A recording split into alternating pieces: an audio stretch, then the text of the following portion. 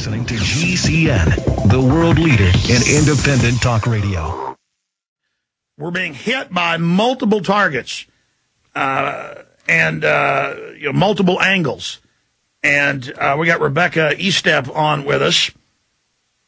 She is the national manager of the TACA, Talk About Curing Autism, what it stands for, a mother of a child who had a reaction to vaccines, was later diagnosed with autism.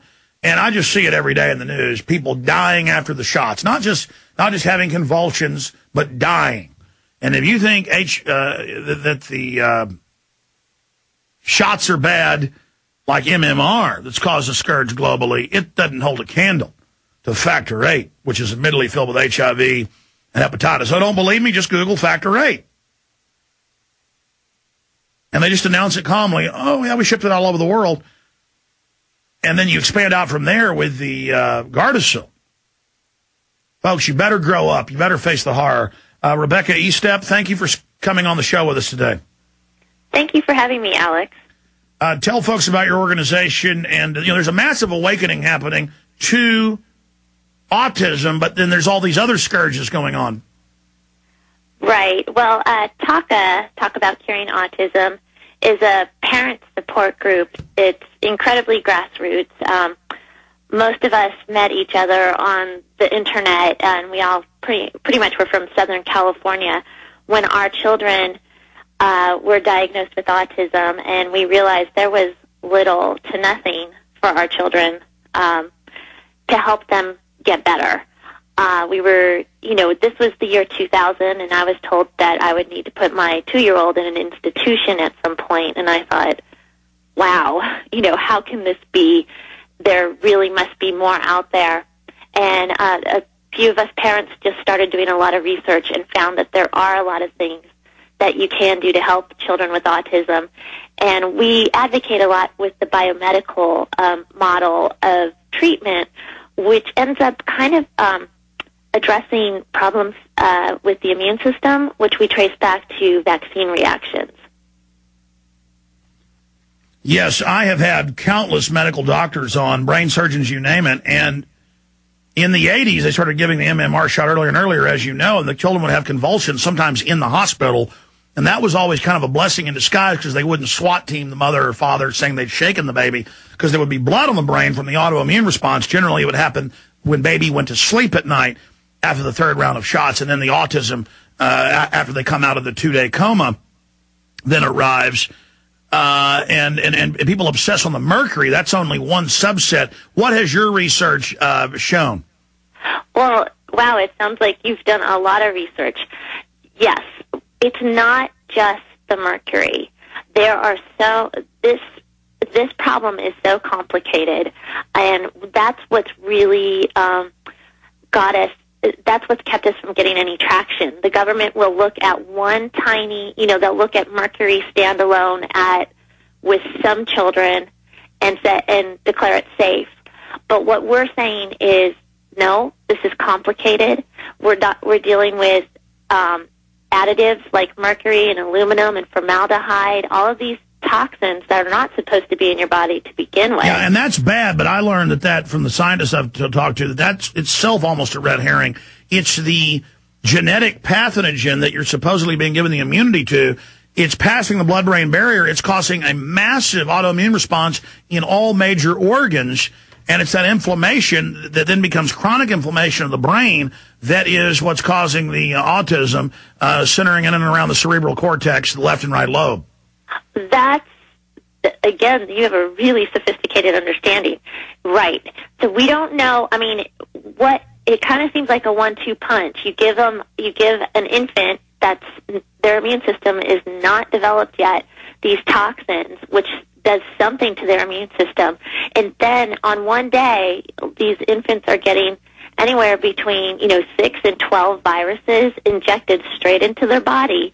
And in nature, we would never be exposed to, you're supposed to be exposed to maybe 1 or 2 viruses, and then your body overcomes it, and then you have immunity. But what are we doing? We're giving these children, exposing them to 6 to 12 different viruses on a day. And there are children who are not, like I've been told that my son is immune defective. And I'm like, well, not really, because you're not really supposed to be injecting mercury into his body. I'll agree that maybe he doesn't have the ability to detoxify like some people. Yeah, well, that's what they say. When your child, and they find out they're toxic from all these shots, they say, oh, your child's a problem. Here in Texas, they testified before the legislature, the omnibudsman for the legislature, the state scientific advisor got up and said, we give 67% of school children that are in our custody, the foster children, psychotropic drugs. And Representative Susanna Hupp said, why? And he said, they have defective genes. They're subhuman. Now, that's what they're really talking about behind the scenes, is we're doing this to them because they deserve it. Okay, so see, there's a whole other level of horror, ma'am. I don't know if you're aware of it. That's why we're having influential folks on to tell them about this. Are you familiar with the Nazis in eugenics? I'm not. I mean, just a rudimentary understanding. But what I'm afraid of doing, it's kind of like capitalism gone a little wild. Like, well, we can produce this product and we can make money from it, so why don't we do it? Well, did you read the Bayer documents on Factor 8 where they knew it all had HIV and hepatitis and shipped it out to over 1 million dosages? I am unfamiliar with that document. Sorry. Even MSNBC's covered it, but just so you know, it's even worse, ma'am. But look, side issue. Tell us about how you woke up, what happened with your child, and where this is all going. Well, I can't get too specific because we do have a case in federal court. We're in the Vaccine Injury Compensation Program. But basically, it's the story that I've heard. And, we have over 10,000 families in TACA. And for years, I answered the parent support line. And it's the same story you hear over and over again. Now, tell them that story. Sure. I had a very typical developing child. We got, I get accused all the time of being anti-vaccine. And I'd say to these people, how am I anti-vaccine? I had my child vaccinated. He has a vaccine injury. I didn't start out this way. But he was developing typically, hit all of his milestones. And then one day he had a vaccine reaction, which looked a little different than I would have thought. I thought a vaccine reaction is kind of like an anaphylactic type thing or a seizure thing. But what happened with him is he had this intense gastrointestinal diarrhea episode. And further, doing research now, I know that most of your immune system is in your GI tract. So that's where it started. Yeah, the body was saying, get it out, emergency. And, of course, Crohn's didn't exist till 45 years ago. And in all the major Crohn's tests, they find the antibodies from the measles vaccines and other things in the gut. And so there's a huge ongoing battle. And then so your gut's just shut down in the ongoing battle.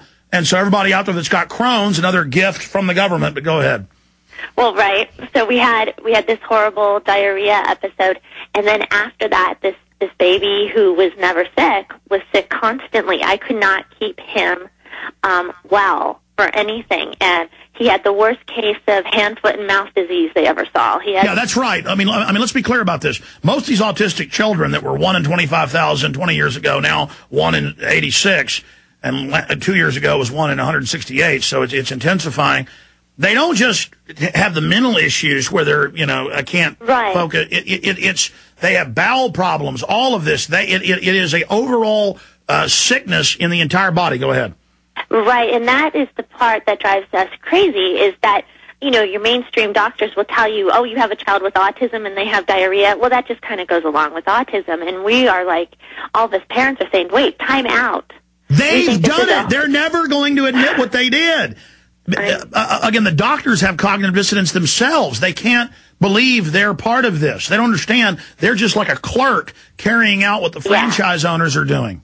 I actually usually never get very upset at the doctors because, like you said, they're just listening to the people, their bosses, and they honestly think that they haven't done anything wrong. I kind of leave them alone, except for, sometimes they have a little bit of arrogance, but you're right. Until their kids end up in a pine box. Well, actually it's very interesting because there is a movement called Defeat Autism Now, which treats these children's whole bodies, and we're filled with doctors who become Defeat Autism Now doctors because their children develop autism. Yeah. And once you see it in front of your face, you cannot deny what happened. That's right. To your The child. doctor does this to their kid, and they go, whoa, this stuff's real. They care about their kids. That's right. If you care about your own flesh, you'll wake up. Ma'am, stay there. I want to talk more about your organization when we get back. I'm Alex Jones, Infowars.com. The good old folks at New Silver Solution. And the website is supernaturalsilver.com. Supernaturalsilver.com. This is something that kills bacteria, viruses, you name it, well documented. They've got it down to a super small nano-sized particle. Supernaturalsilver.com. Check them out at Infowars.com. Supernaturalsilver.com.